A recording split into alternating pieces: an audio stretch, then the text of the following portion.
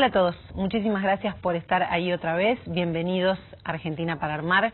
Hoy el tema es la inflación, se acerca a fin de año y se acercan las fiestas y las vacaciones y sabemos que es complicado pensar en el año que viene cuando la plata no alcanza. La gente suele decir últimamente 100 pesos ya no alcanzan para nada y de eso se trata, tratar de entender cuánto se ha acelerado la inflación, cuánto se está acelerando, qué va a pasar el año que viene, cómo hacemos para planificar una economía familiar en estas circunstancias.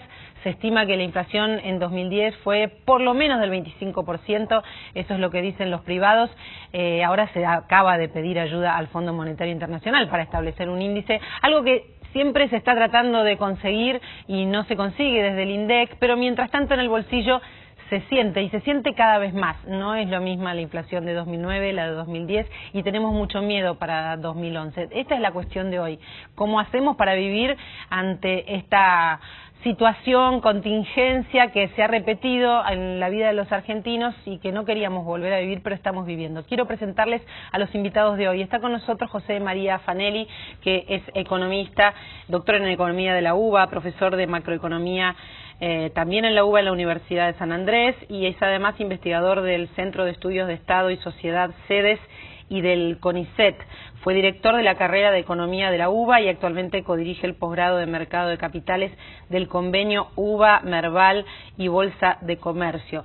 Voy recordando mientras les presento que aumentaron los alquileres, la medicina prepaga, la carne, las frutas. No es que aumentó algo en particular, o cuando dicen hubo un aumento estacional y fruta y verdura, aumentó el pan, los alimentos básicos, la canasta familiar básica está cada vez más cara, los que menos tienen son los que más se perjudican, y es un tema que nos quema a todos y del que hay que hablar para tratar de encontrar un horizonte. Está también con nosotros Miguel Bain. Miguel Bain es licenciado en Economía de la UBA, tiene un posgrado en Harvard, fue viceministro de Economía y secretario de Política Económica y actualmente es director del estudio Bain y Asociados. Y está Agustín Salvia, que es sociólogo de la Universidad Autónoma de México y doctor en Ciencias Sociales del Colegio de México, investigador del CONICET y director del programa Cambio Estructural y Desigualdad Social de la UBA, investigador jefe de la deuda social de la UCA, y los números que tienen son muy frescos. Seguramente están tratando de estudiar dónde estamos parados y nos dan datos que no tenemos lamentablemente por parte del Estado. Está Susana Andrada con nosotros.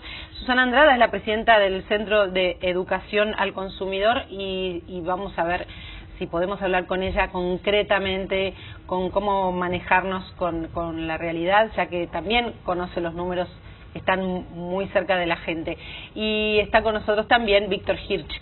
Víctor es el director de Cáritas Quilmes y además preside el Consejo de Administración de la Fundación Padre Obispo Novak, y de ahí se siente, ¿no? Se siente. Así es. La inflación es casi igual a pobreza, a más pobreza. A más pobreza. A acentuar la pobreza, porque lo que la familia pobre e indigente vive cotidianamente es la lucha por alimentarse, básicamente. Y en los alimentos es donde más se siente la incidencia de la inflación. Y en Cáritas, concretamente, que tienen que pagar y comprar los alimentos para los comedores, no alcanza para los mismos alimentos, como no les pasa a uno en el súper. Y en los convenios que estamos manteniendo con el gobierno de la provincia de Buenos Aires, estamos ahora justamente en un momento de tensión, porque plantean un aumento del presupuesto en un 7,9% para el próximo año, cuando, como mencionabas anteriormente, estamos estimando un 25 o un 30% de inflación. Yo estaba hablando de 2010, sí, el año pero que el aumento es del 7, El aumento para el presupuesto de desarrollo social de la provincia de Buenos Aires estimado en el presupuesto 2011 es de 7,9%. No, es que usted sabe que no es que no lo escuché, sino que vale la pena escucharnos, ¿no? Y escuchar esos números otra vez, mientras todos sabemos que estamos hablando de 2 dígitos, de 20 y pico, de 30 y pico, el aumento es del 7,9 para los que menos tienen, porque ustedes después tendrán que comprar los alimentos, decíamos, tienen que hacer un presupuesto para el año que viene y no se puede. Así es una cadena muy extensa de organizaciones que están prestando servicio a la población pobre e indigente, que en el conurbano bonaerense es muy extendida. Hay redes de organizaciones, ahí hay que valorar mucho el trabajo de cientos de organizaciones y de la comunidad en general para responder a la problemática de la pobreza. Cuando pasan estas cosas, se tienen que suspender cosas que se tienen planeados en relación a la inflación, digamos, hay menos plata. Fundamentalmente, lo que queda postergada son sueños, son esperanzas, porque lo que se sueña en organizaciones comunitarias es que vuelva a estar el plato en la mesa de la familia y que la familia se siente a la mesa a compartir el pan. O sea que la prioridad es la comida. Así todo es. El resto de lo que Cáritas le puede ofrecer a quienes no tienen recursos queda postergado. La lucha cotidiana de la población pobre e indigente es sobrevivir. Y mirando desde abajo, esto se percibe y se siente todos los días.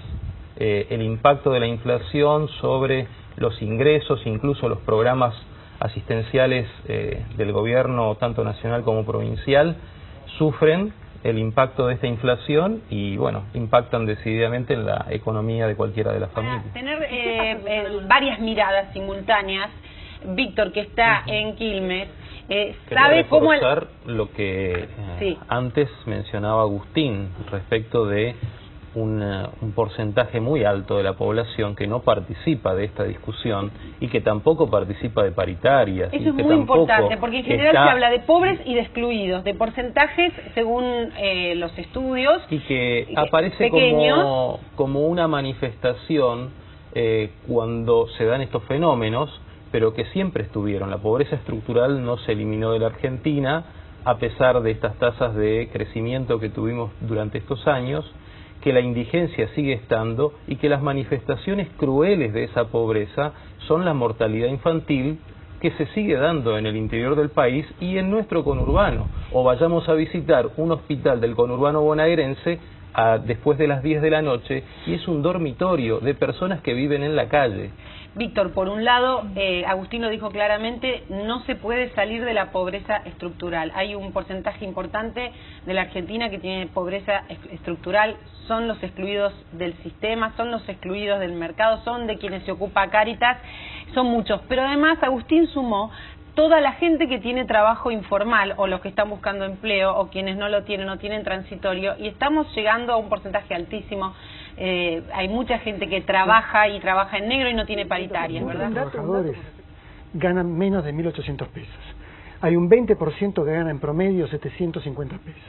Estamos hablando de dos Argentinas, para armar o desarmar, ¿bien? De una Argentina que participa de esos procesos de negociación y que acompaña los procesos inflacionarios con políticas de paritarias y que mantiene cierta cohesión social en el marco de una alianza de gobierno, y otra Argentina que recibe los programas sociales y que recibe el goteo del sector formal que llega a través de pequeñas remuneraciones de pobreza. Y esa Argentina que hoy, ¿cómo vive esta inflación? ¿Qué comentan en estos barrios? Claro, ¿qué es lo que dejan de hacer? Cuando empezábamos el programa, quien tiene que toda su expectativa está en el pan del día, vive una angustia por lo que sucede cotidianamente. Es decir, no hay otra cosa en el horizonte, no hay planes, no hay proyectos. La falta de oportunidades en la juventud de nuestros barrios afecta decididamente su situación. Ahí no se piensa en estudiar. Ahí no se piensa en el trabajo. Se piensa en sobrevivir. Se piensa en sobrevivir y lamentablemente esto tiene un correlato con la otra realidad, la de la inseguridad. Y la de la inseguridad que se vive en los barrios pobres, no respecto de otra situación distinta del mismo barrio, donde impacta el paco, donde impacta la droga extendida, donde la vida se vive cotidianamente en la expectativa de mañana. Entonces siento como que los números de la macroeconomía respecto de la realidad de pobreza e indigencia son de una angustia, de una vida que se sufre en lo cotidiano. Yo personalmente vivo en un hogar de niños, ahí viven 16 jóvenes, y la situación de falta de oportunidades, falta de futuro para esta población es algo que angustia a quienes trabajamos con ellos y además mirándolo en la macroeconomía, negociando con el Estado a ver si la cifra que va a aumentar para el año que viene es un 8%, un 9% respecto de estas asignaciones que permiten que estos chicos crezcan con oportunidades. Yo, con todo el respeto que me merece Cáritas, yo quisiera que deje de existir, porque en el momento que Cáritas no exista quiere decir que crea empleo para todo el mundo. Lo mismo quisiera que no haya asignación universal por hijo, quisiera que cada uno tenga un trabajo y la cobre en el trabajo, no a través del Estado. Entonces, el punto es que si el Estado no se sienta con políticas, los pobres y los desposeídos no van a estar en la mesa de negociación. Esto es lo que hay que decir claro. Y la macro ayuda a eso, no la perjudica. En los países más industrializados del mundo existe Cáritas de todas maneras. Porque es una cultura de solidaridad la que tenemos que realizar. Porque en la cadena de valor que se establece cuando cada uno de los comerciantes, cuando cada uno de los industriales establece los costos y piensa en un país, supongo yo, también como el que sueño yo, no dejamos excluidos, no estamos pensando solamente en nosotros, en que me vaya bien. A mí me podría ir mucho mejor si no estuviera donde estoy, seguramente. Entonces es pensar en la realidad de los demás y apostar porque a todos nos vaya bien. Y eso creo que tiene que ser una conversión de mucha gente.